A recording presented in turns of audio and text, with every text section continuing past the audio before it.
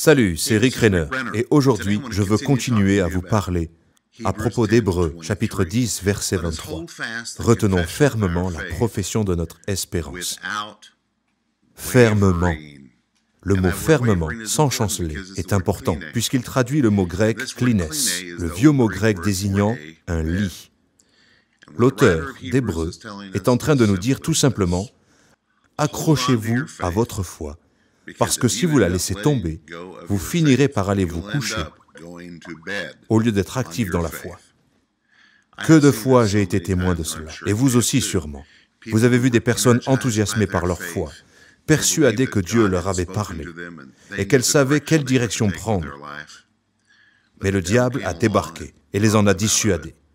L'attente leur a semblé très longue, alors elles se sont découragées.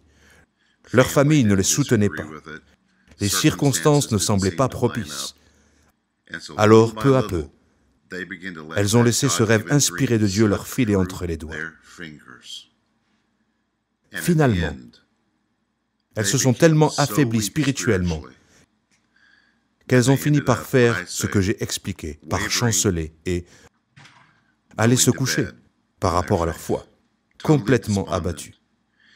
Et beaucoup d'entre elles ne s'en sont jamais remises et n'ont jamais revécu cette foi dynamique qu'elles avaient autrefois.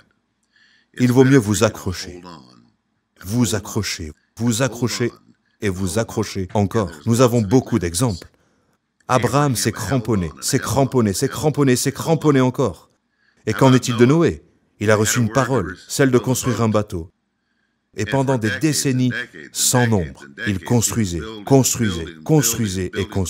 malgré l'absence de nuages dans le ciel. Il n'a pas cessé de s'accrocher à cette parole du Seigneur. Et peut-être vous vous dites, pourquoi devrais-je le faire? Pourquoi continuer à croire, puisque cela fait longtemps que je crois, et que je crois, et que je crois? Eh bien, la dernière phrase d'Hébreux, chapitre 10, verset 23, nous révèle que celui qui a fait la promesse est fidèle. Il se peut que beaucoup de changements doivent se passer en vous pour que votre rêve puisse se manifester. L'obstacle, ce n'est probablement pas Dieu. Cela peut être vous. Ou bien l'environnement autour de vous. Quelque chose qui doit s'aligner. Je sais, personnellement, que lorsque j'ai dû patienter, c'était parce que Dieu voulait changer quelque chose en moi pendant mon parcours. Et très souvent, j'accuse le diable en hurlant, comme la plupart d'entre nous. Mais en réalité, le Saint-Esprit veut me remodeler, me reformer, me refaçonner de nouveau, afin de faire de moi un canal par le biais duquel la réponse peut venir. Alors permettez-moi de vous le dire, mes amis, accrochez-vous à la profession de votre foi sans chanceler. Car celui qui a promis est fidèle.